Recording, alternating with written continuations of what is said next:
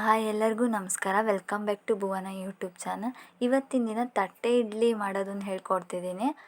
ಇದಕ್ಕೆ ಮೊದಲು before one ಡೇನೇ ಅಕ್ಕಿ ನೆನೆ ಇಟ್ಟು 1 ಪಾವ್ ಅಕ್ಕಿಗೆ ಅರ್ಧ ಪಾವ್ ಅವಲಕ್ಕಿ, 2 ಸ್ಪೂನ್ ಉದ್ದಿನಬೇಳೆ, 1 ಸ್ಪೂನ್ ಹೆಸರು ಬೇಳೆನ ಹಾಕಿ ಚೆನ್ನಾಗಿ ಮಿಕ್ಸಿ ಮಾಡಿ ಇಟ್ಕೊಂಡು ರೆಡಿ ಆದಮೇಲೆ ತಟ್ಟೆಗಳಿಗೆ ಎಣ್ಣೆನ ಸವರ್ಕೊಂಡು ರೆಡಿ ಮಾಡಿ ಇಟ್ಕೋಬೇಕು.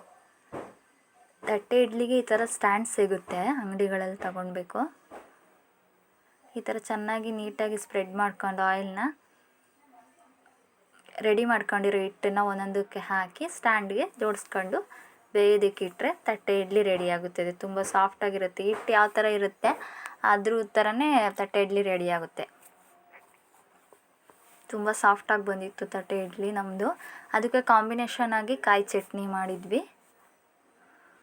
ಅಷ್ಟೇ ಅಲ್ಲದೆ ನಮ್ಮ ಕಡೆ ತಟ್ಟೆ ಇಡ್ಲಿಗೆ ಕಾಂಬಿನೇಷನ್ ಆಗಿ ಆಲೂಗಡ್ಡೆ ಅಂತ ಸ್ವೀಟ್ ಮಾಡ್ತೀವಿ. ಇದಕ್ಕೆ 1 ಬೌಲು ಬೆಲ್ಲ, ಅದೇ ಬೌಲಲ್ಲಿ ಅಕ್ಕಿನ ನೆನೆ ಇಡಬೇಕು. ಬಿಫೋರ್ ಹಾಫ್ ಆನ್ ಅವರು. ಕಾಯಿ ತುರಿ, ಸ್ವಲ್ಪ ಹಸಿ ಶುಂಠಿ ಬೇಕು. ಇದ್ರ ರೆಸಿಪಿನ ಮುಂದಿನ ದಿನ ಯಾವಾಗಾದರೂ ಫುಲ್ ರೆಸಿಪಿನ ಅಪ್ಲೋಡ್ ಮಾಡ್ತೀನಿ. ಇವತ್ತು ಮಾಡ್ಕೊಳಕ್ಕಾಗಲಿಲ್ಲ. ಈಗ ರೆಡಿ ಟು ಸರ್ವ್ ತಟ್ಟೆ ಇಡ್ಲಿ, ಕಾಯಿ ಚಟ್ನಿ ಮತ್ತು ಆಲೂಗಡ್ಡೆ ಸ್ವೀಟ್. ಹಾಗೆ ಕಾಯಿ ಹೋಳಿಗೆ ಹೇಗೆ ಮಾಡೋದಂತ ಹೇಳ್ಕೊಡ್ತಿದ್ದೀನಿ. ಮೊದಲು ಮೈದಾ ಹಿಟ್ಟನ್ನು ಈ ರೀತಿ ಕಲಸಿಟ್ಕೋಬೇಕು. ಅದಾದಮೇಲೆ ಹೂರ್ಣಕ್ಕೆ ಕೊಬ್ಬರಿನ ಮಿಕ್ಸಿ ಮಾಡಿ ಇಟ್ಕೊಂಡು, ಬೆಲ್ಲದ ಪಾಕ ರೆಡಿ ಮಾಡ್ಕೊಂಡು, ಶುಂಠಿ ಪುಡಿ ಮಿಕ್ಸ್ ಮಾಡಿ ರೆಡಿ ಮಾಡಿ ಇಟ್ಕೊಂಡಿರೋದು.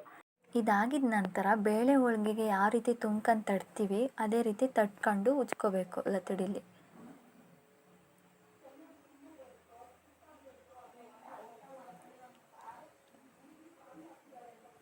ಉಜ್ಜಿ ಬೇಯಿಸ್ಕೊಂಡ್ರೆ ಕಾಯಿ ಹೋಳಿಗೆ ರೆಡಿ ಆಗುತ್ತೆ.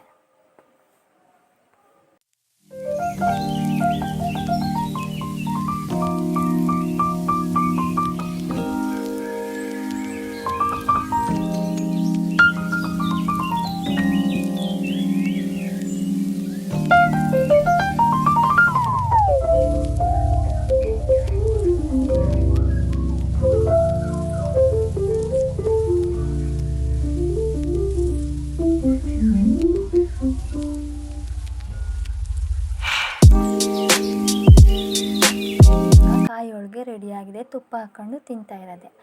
ನನ್ನ ಚಾನಲ್ನ ಹೀಗೆ ಸಬ್ಸ್ಕ್ರೈಬ್ ಮಾಡಿ, ಶೇರ್ ಮಾಡಿ, ಲೈಕ್ ಮಾಡಿ. Thank you for your support all.